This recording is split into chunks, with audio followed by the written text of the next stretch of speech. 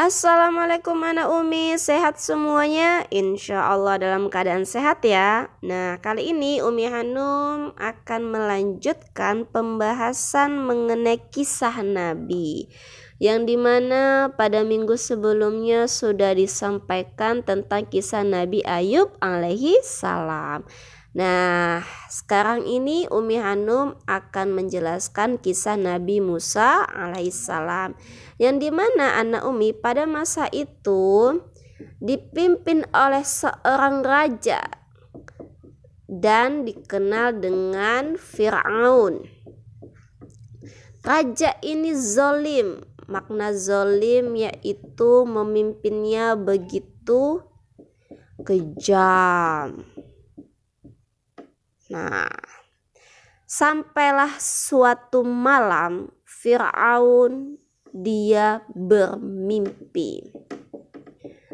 Di dalam mimpinya akan ada bayi laki-laki yang nantinya menggantikan kedudukannya sebagai raja. Maka ketika bangun Fir'aun dari mimpinya, diperintahkannya semua pasukan untuk membunuh setiap bayi laki-laki yang lahir pada tahun itu.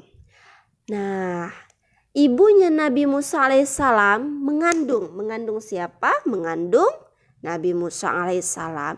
Lalu ibunya bingung, bagaimana ini kandungannya seumpama jenis laki-laki tentu akan dibunuh oleh Fir'aun. Maka Allah Subhanahu wa taala memberikan mengilhamkan kepada ibunya, nah, untuk menghanyutkan anaknya sendiri ke dalam sungai Nil. Jadi ketika sudah lahirlah Nabi Musa alaihissalam, sebelum datang patroli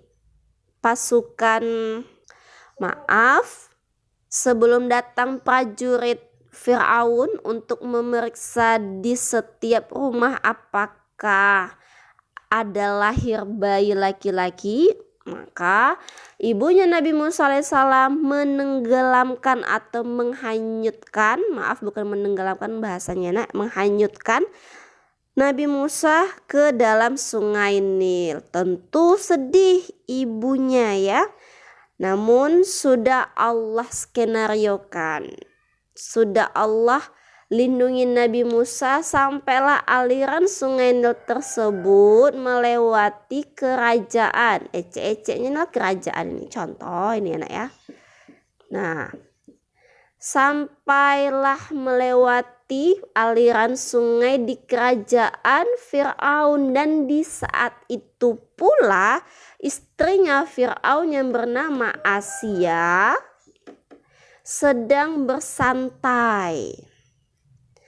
Kemudian dia melihat dan meminta kepada dayang-dayangnya untuk mengambil apa itu yang hanyut di atas air sungai Nil. Diambillah tadi keranjang, lalu ketika dibuka isinya ada bayi.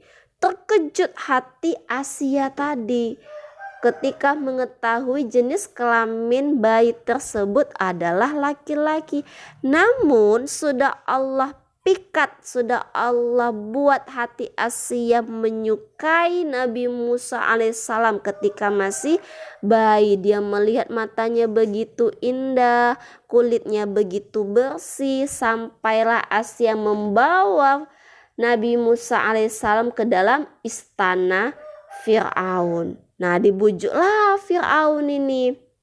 Akhirnya Fir'aun pun mau mengangkat Nabi Musa sebagai anak. Padahal Nabi Musa lah yang nantinya akan